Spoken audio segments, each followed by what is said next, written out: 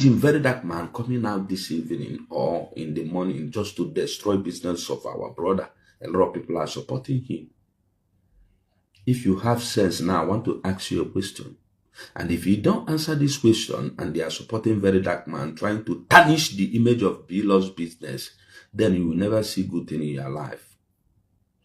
Get but a very dark man after why the cost price of that phone in China before India charge 280,000. How much is the cost? Does it mean India China let's say that phone for 80 regonia? On Wiliki Jeme investigation, can very dark man go to the company and they investigate how much is the cost of that phone's production?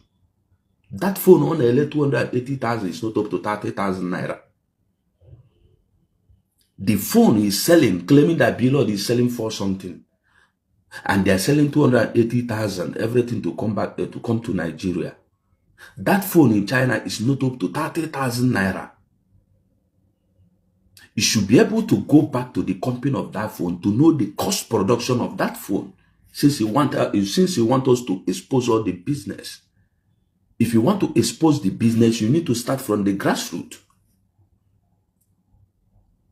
Or is he telling me that the company that produced that phone, they are not making money from the phone?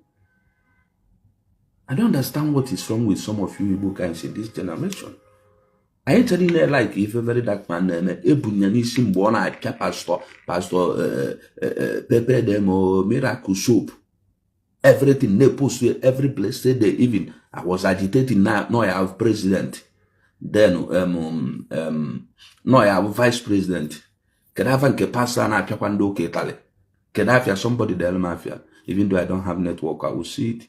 Ebel Damina, Gabu the president, why Matthias Zaku will be the chief judge?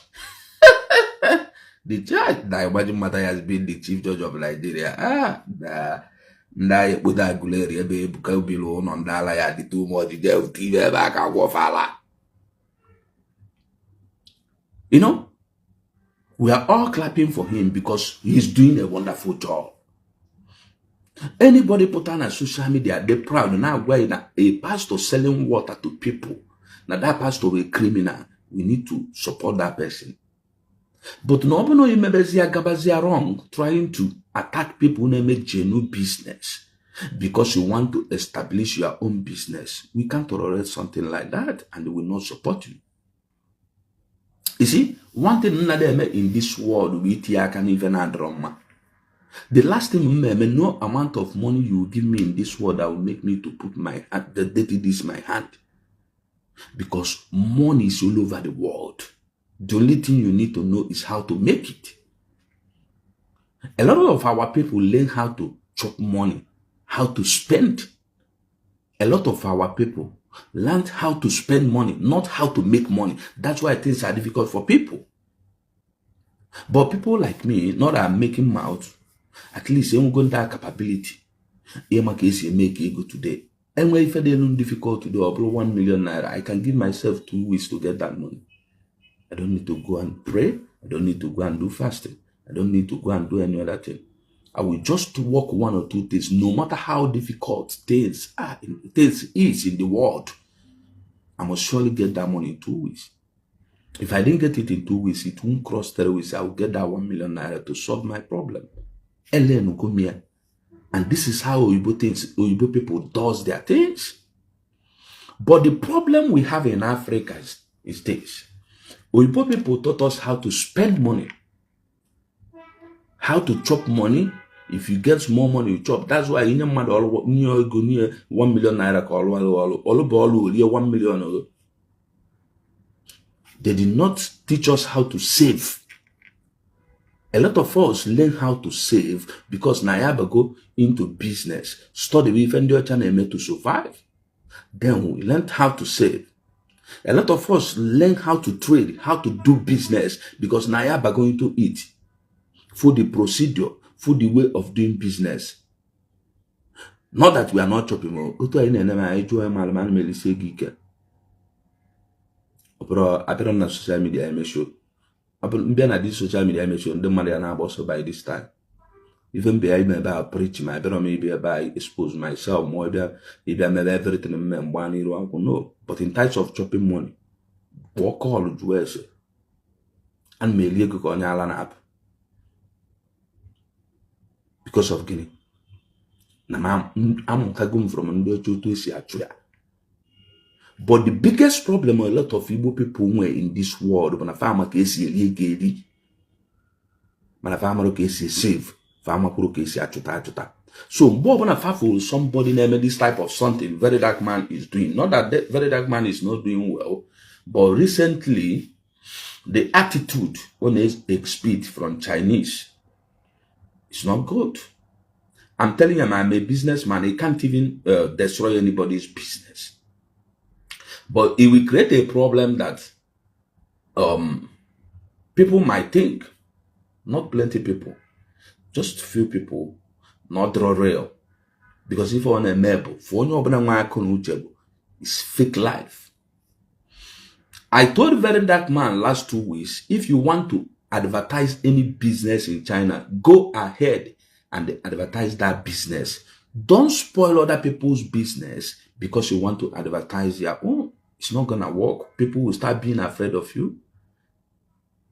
Because if you get made the nest, you might spoil these people's own, trying to tarnish the image of other people, trying to sell other people's own. Then those people will start fighting you back.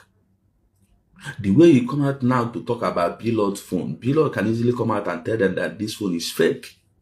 Nobody knows. And they're trying to know that we have duplicate. He is coming out to talk about Blord's business. He don't know the capacity of the phone Blord is selling. And how sure are you the one very dark man is advertising his quality? Now you are talking about price. That Blord is selling 400 and something thousand. He said he's selling 400 and something thousand. It's not anybody's business, please. In business, I'm in Lagos right now. I'm in Lagos. I'm in Amodofi right now. When you move from this Amodofi to First Tag, food are not the same. When you move from this Amodofi to Banana Island, clothes are not the same.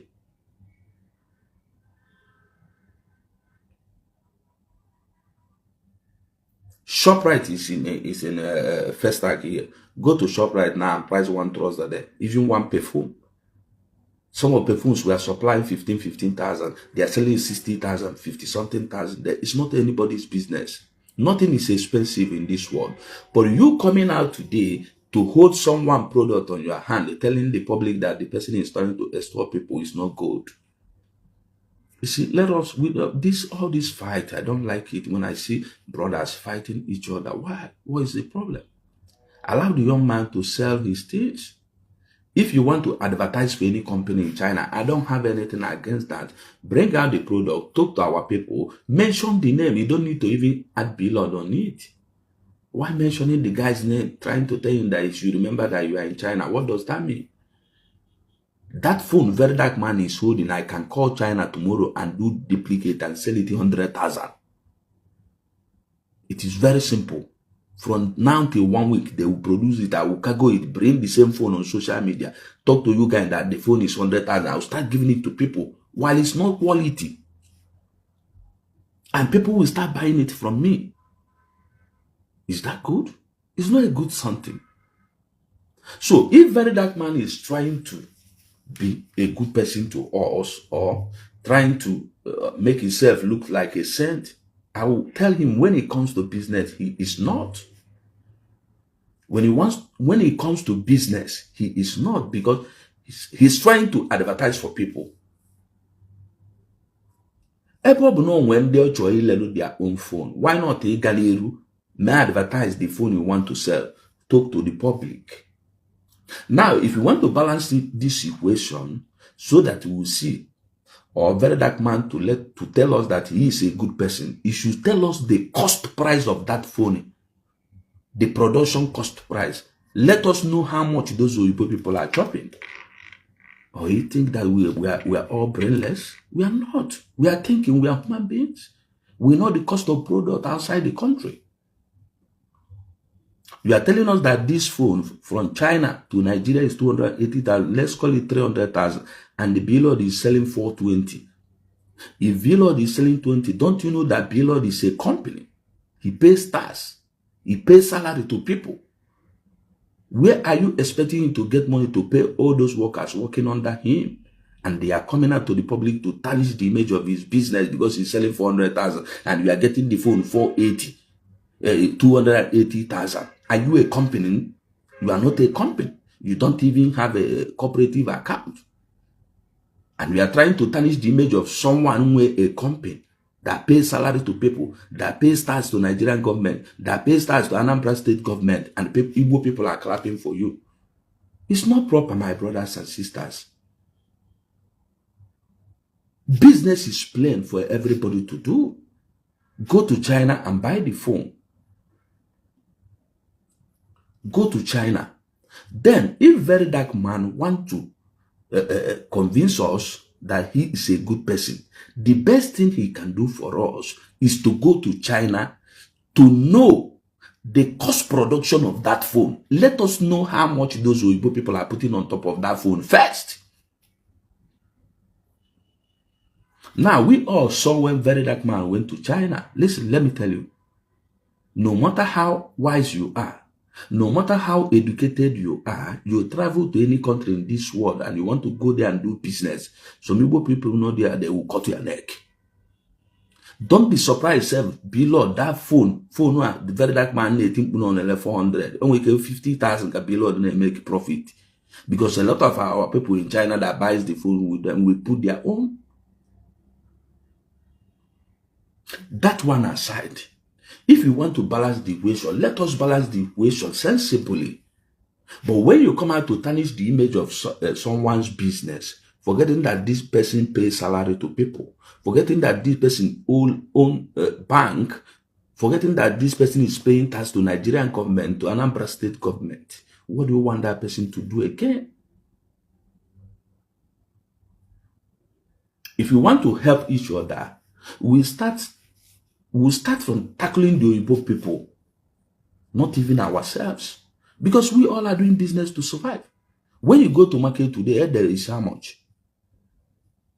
Onubu is how much? Akpu is how much? Gari is how much? Rice is how much? Should I come out to start telling people that rice in Ghana is 50,000? Why someone should sell that rice in Nigeria 100,000?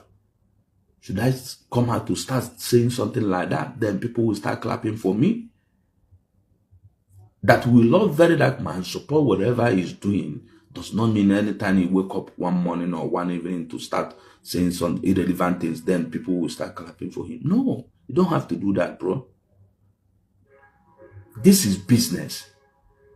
This is business.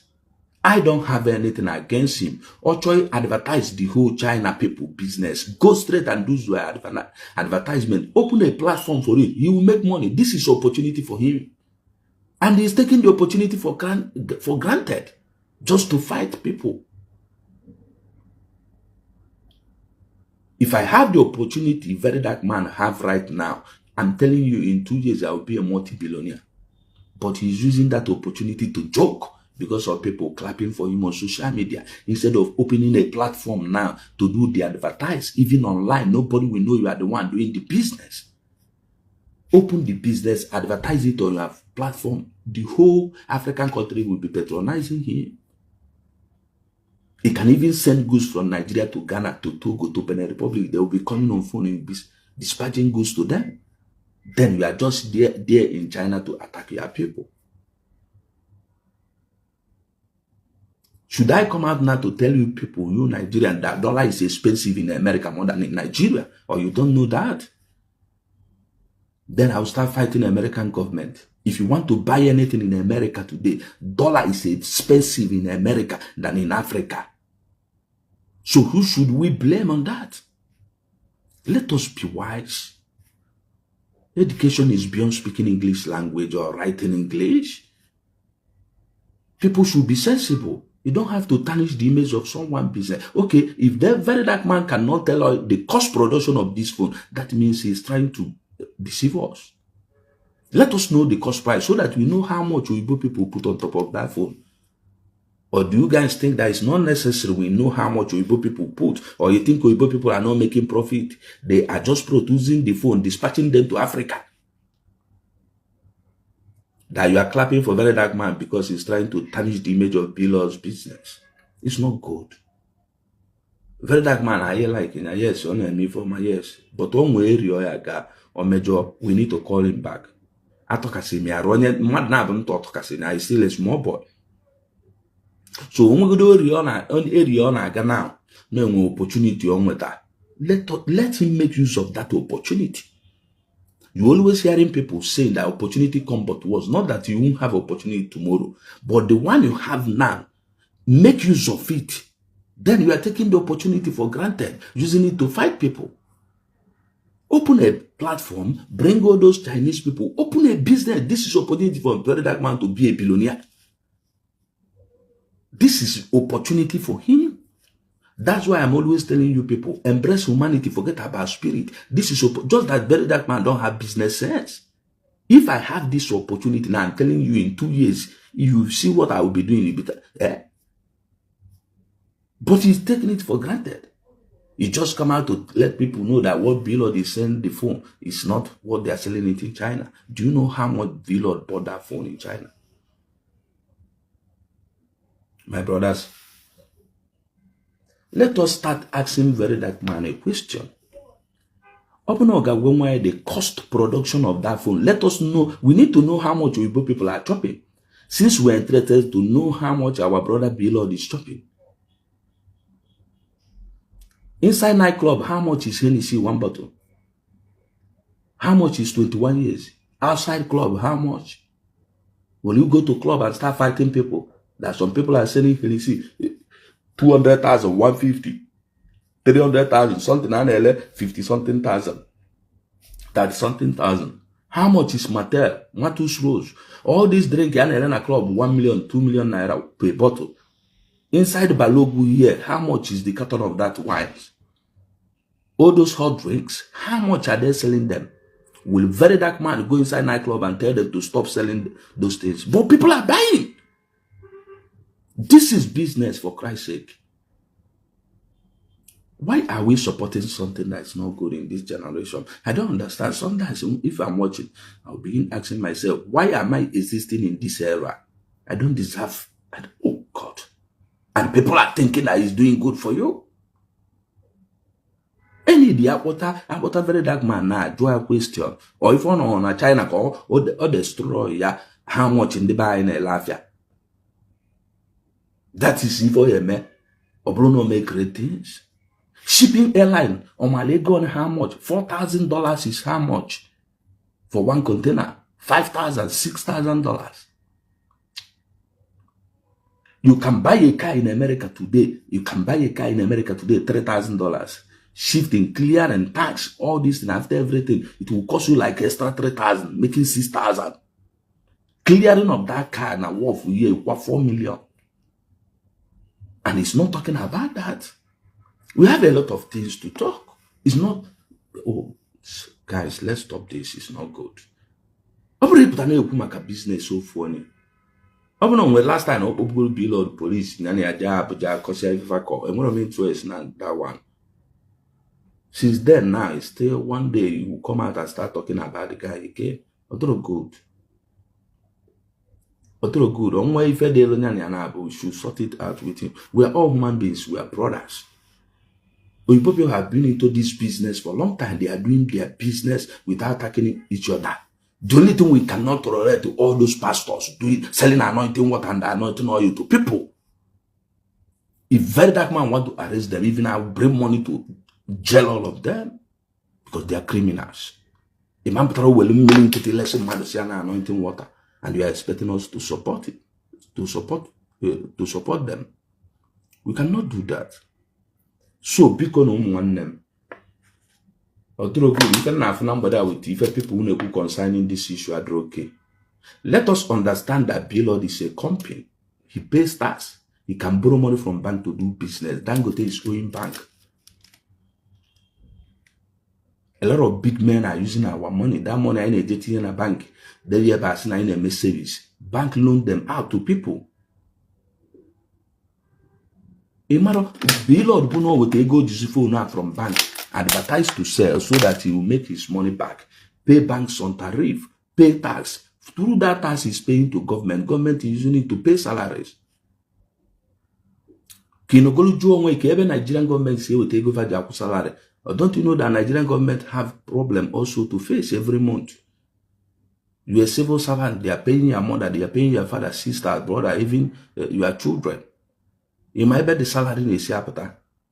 Kitchen Nigerian government get it want to they will engineer JP go be any amount of to solve their problems.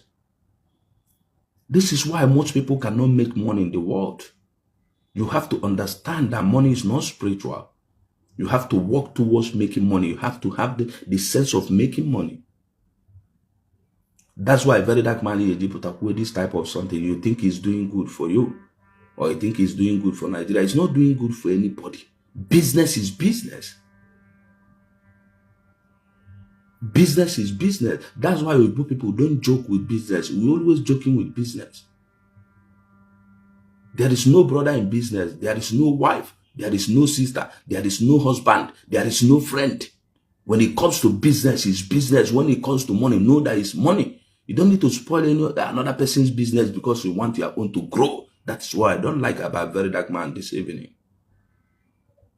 Then after advertising your own, you put the number on the screen telling people to call.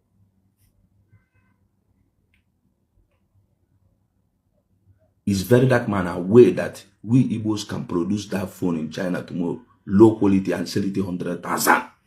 Then people will start seeing him as a criminal also. People will start seeing the way we want people to see Blord. We can sell that phone 100,000 tomorrow. Then the question you'll be asking yourself, what is the quality? It's still the same phone, but what is the quality? You can buy it 2 weeks before. If you own it, it will off itself. Do you know the quality of Blord's phone? You don't know. Do you know the quality Very Dark Man is advertising now? It might be duplicate. Because he said it already that Blord don't know that the phone are true.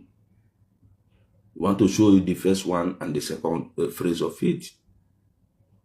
We are listening. But those, I want a Very Dark Man non-close or not on-close, I will advise him. At this moment, Very Dark Man need a manager. I saw Kenichi saying it. He needs somebody that will be managing him. Before he says something, we discuss it with the management. Because, you see, one thing with the black people, when a black man now bossy ordinary person or that footia. That's why a lot of black people makes mistake in life. So many things many black people when they go, Oyibo people look at marking sugar bread, if I marking sugar bread and with this social media in use. Look at Elon Musk, look at those people in Africa, how quiet these people now are and how simple van are they. Oh, because in the family management, if you people that manage them, they pay these people salary. Only the manager, like open on management now, before put up wave beside this one, or discuss with the Department of Management here. Fire send you punya. Oga go beyond. Ndiko see the even more to another with my level on social media, Mampunzu, the Vaga Fernand level. Oh, was in a binte. When I was growing up on social media, people will tell you, just advise you, go and talk this type of something, you go viral, they will just come out and start ranting rubbish. At this level now, on a Very Dark Man, or you just come out and say things like this about someone's business, and people are clapping that is doing good for you. It's making you people to understand that things is the cheap. Who told you that things is the cheap? What controls the business we are doing in Africa is dollar. The moment dollar is going up, everything goes up. On my last video, I explained all these things to you guys, but I know that most of you people don't understand. Fasting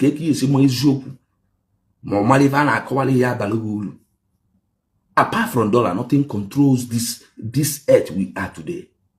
We are living in. Then somebody put us saying something the costly. Guinea men know the costly. Even men know the costly with dollar. And the way Western world guys are going right now, by next 2 years, from now to 5 years time, I'm telling you, in the China,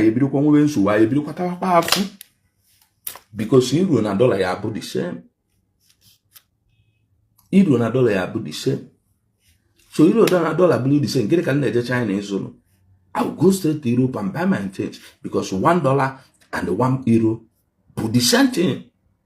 $1 borrow 150,000 today, €1 borrow 150,000 today. When you go to China, you buy inferior things at the price of original. Who is going to China? Nobody is seeing it. People are planning it. Diplomatically, they will accomplish that mission. And you guys are not seeing it. So somebody now know into business, very dark man, ain't even more into business. Even my line internet, or blue camera now, well, in a pigeon, boss specialized. Do we start questioning him how much Facebook is paying him? Gonna pay Jadro monetize. You talk everything every day on social media. People things they follow you, name everything with you. You put on Google how much you are earning every month. You put a damage business or no long way. Other good one. For those who wouldn't know very dark man close, you guys should call him. Listen, let me tell you. It was so many people. The only person money had too close now on social media of JPAC. Ask him. And them are some madanya. If I'm ever mad no respect. I respect everyone in this life, but I'm not afraid of anybody. One thing man I when I'm born here, my friend, I will call you back. I will call you back. So Ndibundi Bono very dark man close should call him in order. Don't wake up and start tarnishing the image of your brother's business. If you want to establish your business, go on and do your own. I don't have anything against him advertising Oyibo people product to sell in Africa. Africa is too big for someone to be greedy or be ungrateful or be jealous of anybody's business. You see the way you're looking, the way you're seeing me now. If I offload the business on this my head, it got worse. So why should I be jealous of anyone? Why buying a business in my hand and miss me? Population no, but that's too much. I told you people last time that only Igbo people alone carry more than 300 million people. So many people are arguing it. Since I go na Nigeria just na do 250 million people. I think now 1999 I go say Susua or 1998. Minus 1998 2005. You are getting about 27 years. So Ndamo since 27 years, equal on a fact on 200 million people. I was there and then 150 million. Kai well and then 150 million. So why should anybody be jealous of anybody when it comes to business? People consume things every day. Okay, our brother Paul Patrick says no in 2006. So minus it. Why should you be jealous of anybody doing business? Look for your own business and do your own. This world where I see, there is money in people's hand. I am telling everybody, don't tarnish the image of your people. You see, Oyibo people you are seeing know how to do business. For Google business and psychologically, diplomatically, establish ne use Africa to make their money. Today in Africa, do you know how many Igbos can we go to? Okay, do you know how many Africans using Samsung S25? I am using S25 right now. I bought this one 1,100,000. Some people are using S Pro Max, yeah. And when you find out one can use that one or the one. Do you know how many Africans using it? Do you know how many Africans using this phone? Now, before ending of this year, they will produce S26. Do you know how many Africans using Samsung get latest Samsung 16 Pro Max? This is a company. They produce phone, Apple. Fa produce when fa why how many billions in Africa or how many millions of phones? Fa na alun ka Africa ite, luan ke Asia, luan ke ba, Luciana follow self is so to dispatch ana. Nke na-eje Ghana na-eje Ghana, nke na-eje Nigeria na-eje Nigeria, nke na-eje Africa South Africa na-eje South Africa, nke na-eje Mali na-eje Mali, nke na otu ka fa yesu dispatch the whole Africa. They know our population. They understand things I na consume. Material things I na use. Do you know how many people living in this world that you can wake up in one morning, look for something to do so that you will start getting money? And you are here clapping for someone who is trying to tarnish the image of your brother's business. Okay, open on your tip your business here, Blord na make it Blord one lost. Because none of us know how much Blord invested in this business. You don't even know more try your culture, amen. You don't even know now Bali and Zaman at the time the phone will even 380,000.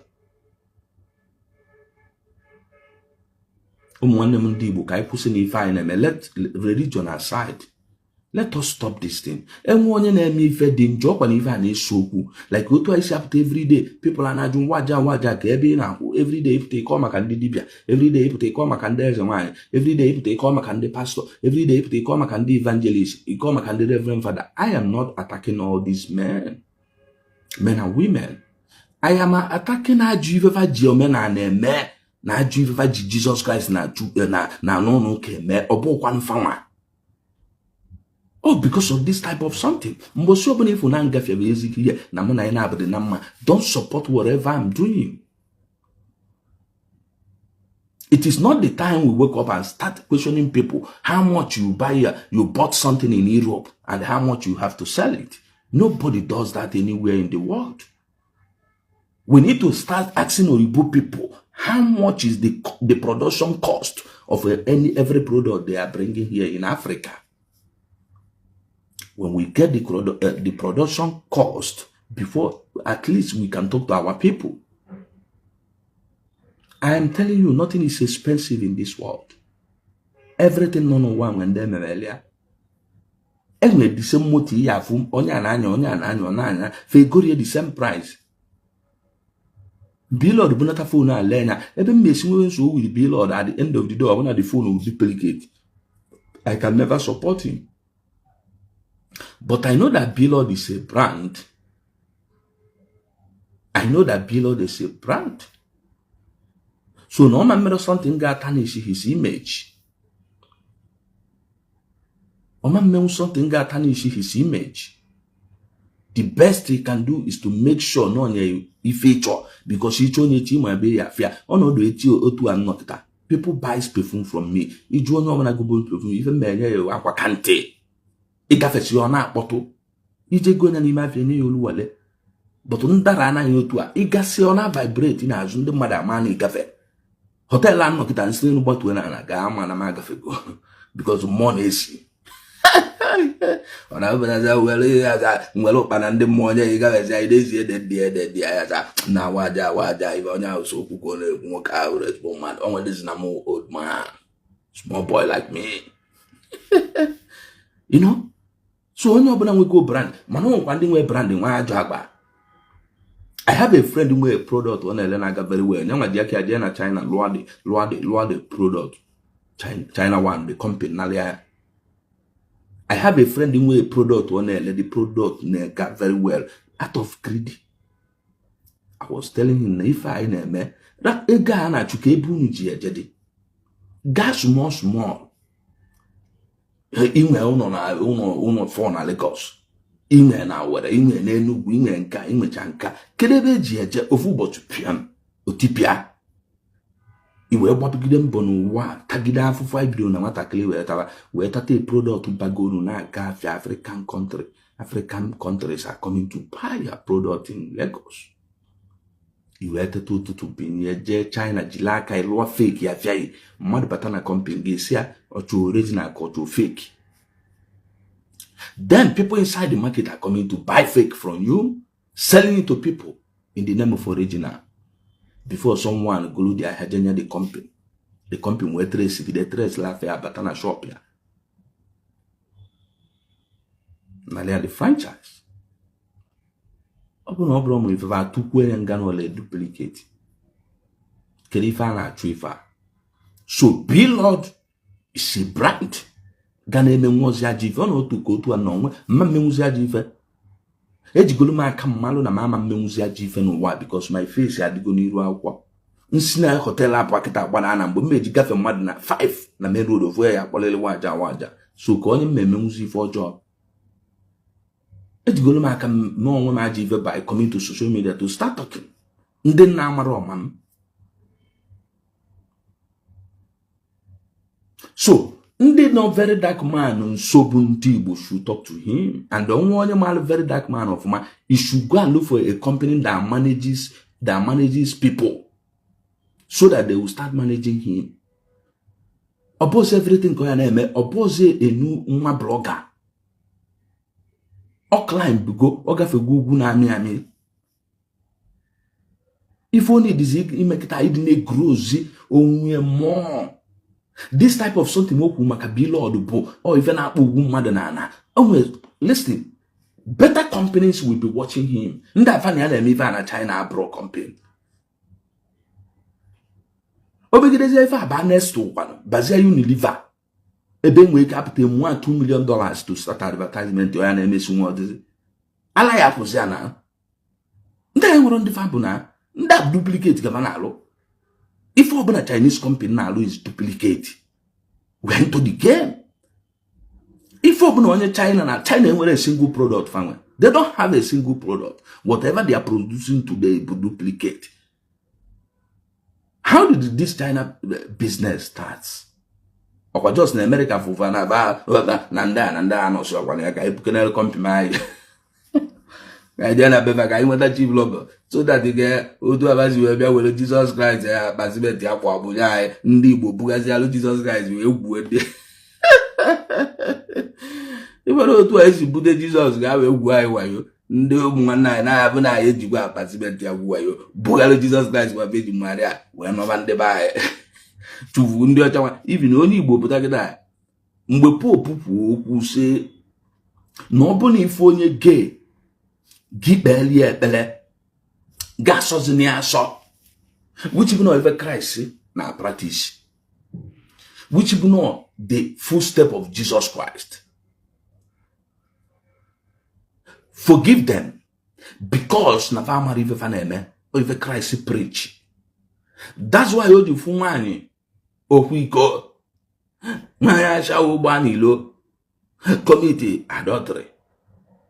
Or say a man may be found mania make you will look toward the woman. Onabona bisa or the woman go and sin no more. If I ever Christ in a preach. When we was crucified, Ogu at the cross of Calvary. Father, forgive these people and I'm on Pulum Millinava. Navama. Forgiveness with a Christ in a preach.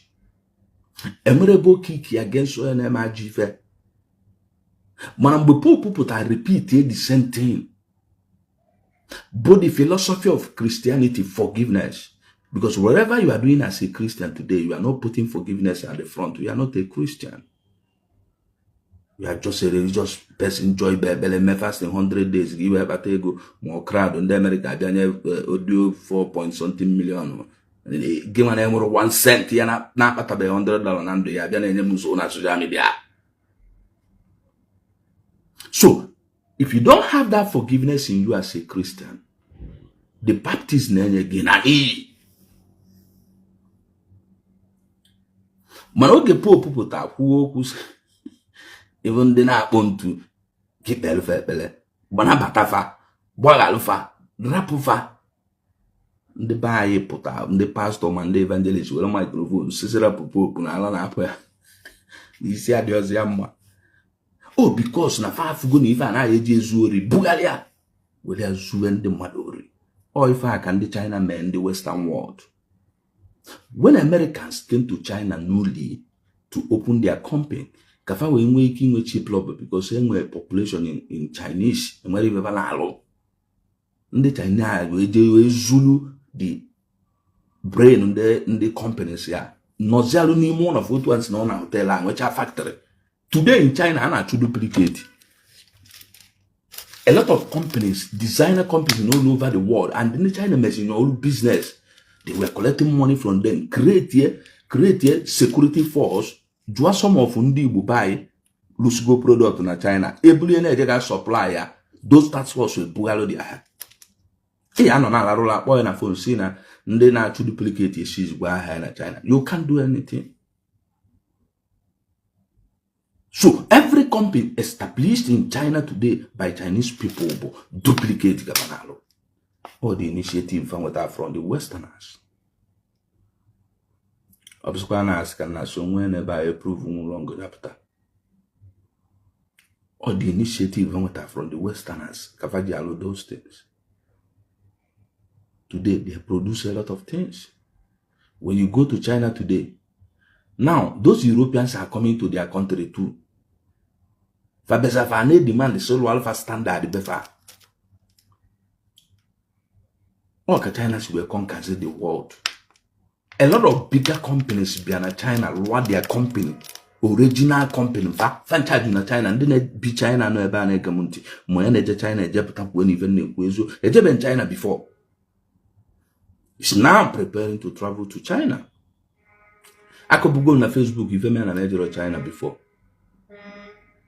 Every time I do, whatever we go trying to upgrade ourselves. Some of my friends there, China driver, inchafazo on a container, mucha mili. So that trauma me put China nante mbafwe. Set ni ne kamuna vara bidu business also more benefit China. I've been in so many countries. But China you put around because of if I made those my friends. Some of them are village that time.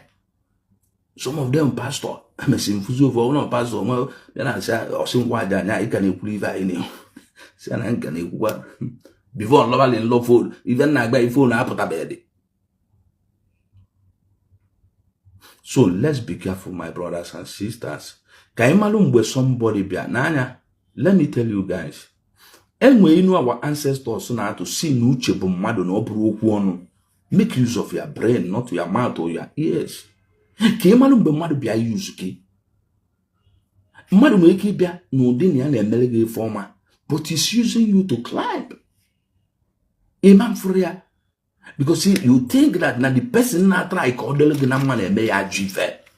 But no onya try go use again where melo way former boy years with you keep on clapping for the person. Why na hasn't image by yakun. Don't you have brain? You have 2 hands, 2 legs, like the same person you are clapping for. Go and look for work. Let me tell you, this world is too big. That don't know why we see the rich. I'm telling you, richness is not all about buying 12 cars or building mansions everywhere. No. Be contented with what you have. You can progress. Don't be jealous of anybody. Human beings is too much. You know why? For you to start jealousing one person progress. Maybe we gave up. Look for something. Onwe no one ele, onwe no one ele hotel, na ele akwa, na ele shoe, na akpụ isi, na ele ncha, na ele toothbrush, na ele toothpaste, na ele pant, na ele boxers, na ele brazy, onwe no one eme. Iga na eme nke na eme ndoza na eme nke and they still need people. We consume things daily.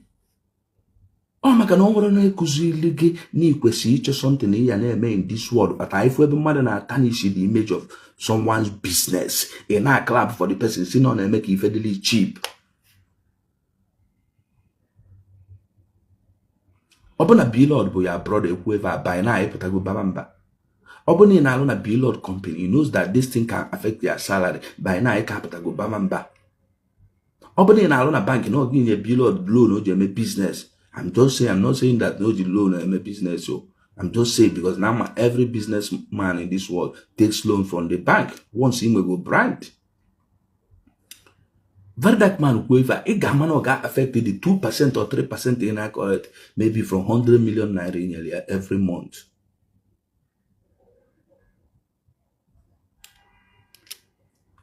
After going in him.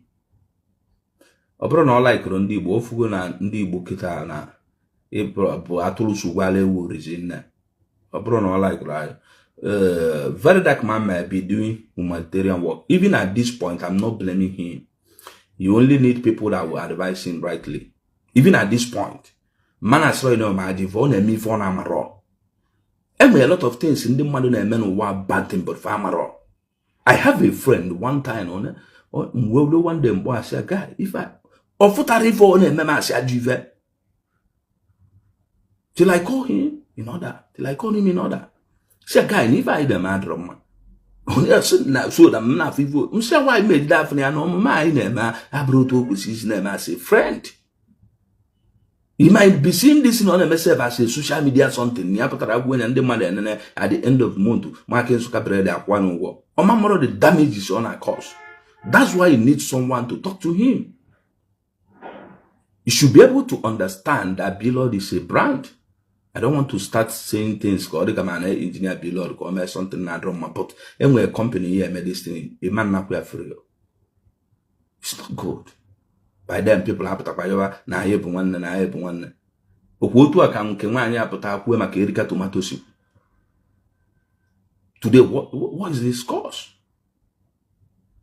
We should start cautioning the man after na this social media clearly too much. Not when it comes to pastors selling olive oil, you know. If you say that olive oil can cure kidney problem, they put up we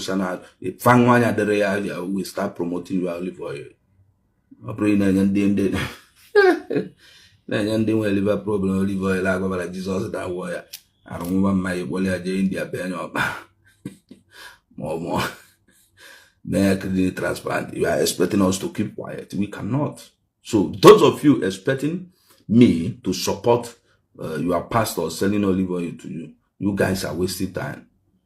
Please, I'm not here for those who are the criminal pastors. I'm not here for them. I'm not here for my brothers and sisters name it genuine business. I spoil the way business you buy because finally before I was there to but program finally open I balance the equation of the business I name in Africa.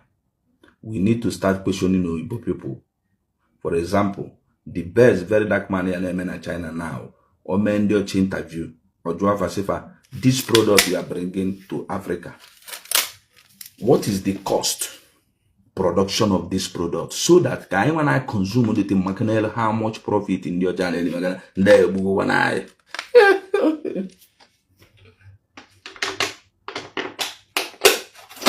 In your child for go one eye. Upon I want Africa and I survive. I'm telling you, do you know the kind of population in Africa? I want about Africa and die for a jubilate. How many can I no woman? I want about Africa. But because now, when it comes to bringing ourselves together, unity, or in a standard country, I am the population non about and things we consume daily. Man, you both people life because if you're gonna find a med in a system, I feel gonna see a China poured in a system. They know what Nigerians can consume. Even on whereby in China they bring 100 containers, ship of load from China. In the Blord holidays in China, just go phone. Blord himself is not a business guy, he's not even a trader.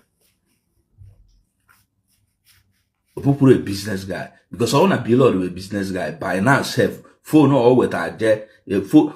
I don't want to give the business idea. You have one way where you are. You need your put our phone. By now, you will brand it. Bullet celebrity, billionaire celebrity, you can idea with a phone or a channel. Ne woku. Equases him and make a volume more. Get a very dark man, because what you'll be selling now is your brand. Huh? You can't idea with aqua. Below, so you will pay me. I will need this secret. You got well got it back or even get can you brain of business. You know? So we need to start positioning Oyibo people. What why? If I'm a very dark man here, me like it, I not buy a company, now if I have an elected the cost price, the production cost price, so that if we go down and buy interest, have even the one again more, even 190 again. What of your child of the cost price of all those things they are producing, over 30,000 naira. I'm telling you, this phone will go 1 million one now. Only Bobuta from China, highest the profit will be 100,000 or 150. The cost price is on the internet. It's on the internet. So highest no only will phone now 1 million one. That person will get 100,000. But more than going a phone now and go 1,100,000 in the use when this the live video kita. No, but you boy bend your channel there. The cost price is low 200,000. Already 100,000 naira. But if I put it, when you $300, when you $400, you go in what else? Do you know that when you buy anything in anywhere in the world, you pay stars to the government? Dubai today, you will $20,000. Dubai you say today, you got to Dubai government at least $500 or $700, $500 to $800. Ghana to Dubai government. Now that he's not seeing all this one. So when you buy anything today, you pay stars to Dubai government. What we call in South Africa, what we call in Europe, what we call in America, what we call in everywhere in the world. Nobody is talking about all these things. But your interest is about what Igbo man is gaining. Do you think that if you didn't spend, you will gain? You must spend before gaining. So let us know the cost production of even the channel logo there in our consume. Can you imagine go and the channel make it before we start talking about how much we are making? Because we spend money to bring all those things here. That, my brother. Ghana today, India, no mamele na Ghana Gambio. Iwe ukwanu mandini elini. Is there toilet somewhere? You pay VAT. Need their toilet. Find a public bathroom where you can go and shower. You pay money. There is tax on it. There is VAT on it. Ilaruna hotel today receipt ya yenye na Ghana ambikita. Iga fu VAT ego nepo. Fu tax, fu value, fu nka. All those things all garden na receipt ya plus ego hotel. So at the end of the day, Joe Bono Ibuzwa have put a saving now where war flight, Larwana hotel, mail shipment, mail clearing. Clearing in Nigeria now is expensive.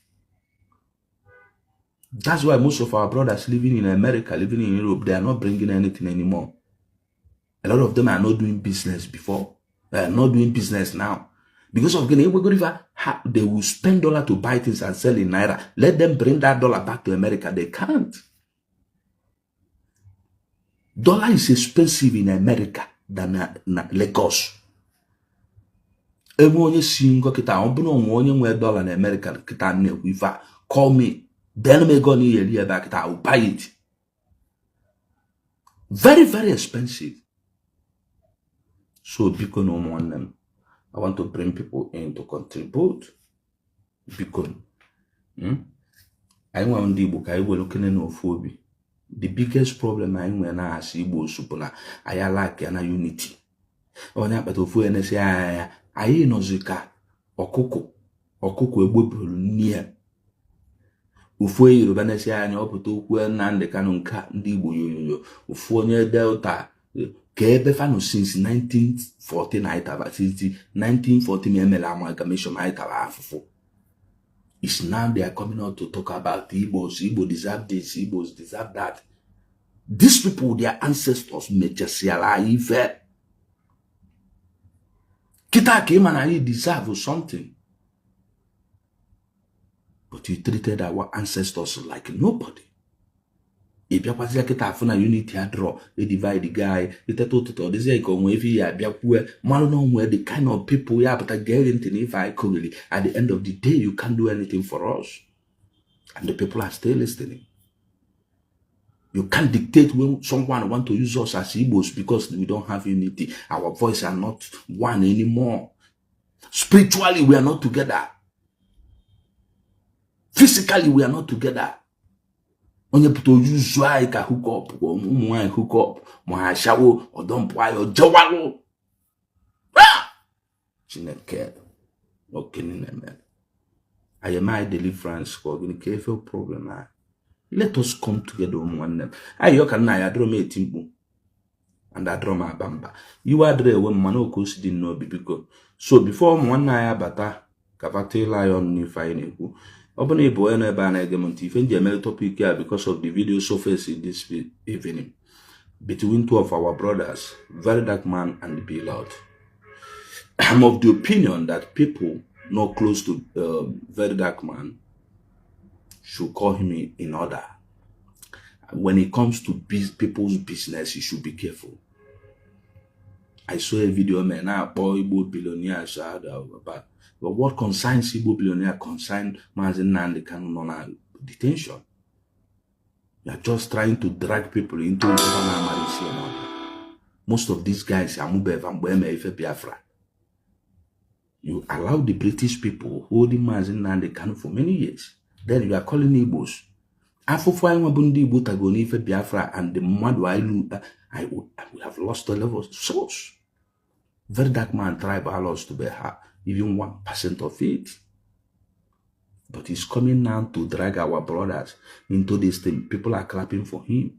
But the wrong. Ayatana Fufua for long.